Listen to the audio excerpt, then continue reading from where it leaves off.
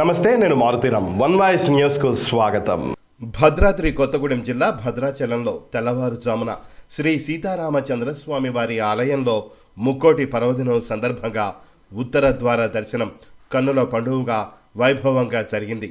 శ్రీ స్వామివారిని దర్శించుకోవడానికి భక్తులు వేలాదిగా బారులు తీరారు. ఆలయ అర్చకులు వేద మంత్రోచ్చారణలతో ప్రత్యేక పూజలు నిర్వహించారు.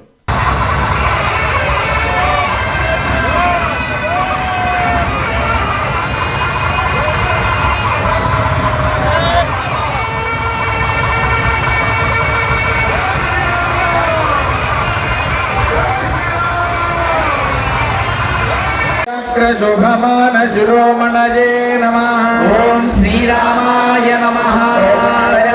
సంభూత దివ్యచందన చర్చితాయ నమః. ఓం శ్రీరామాయ నమః. మందరాధార కమఠాకార కారణ విగ్రహాయ నమః. ఓం శ్రీరామాయ నమః. మాయా సమావేశితాండకోటి గణేశ్వరాయ నమః. ఓం శ్రీరామాయ నమః. రామరేది సంజప్యమా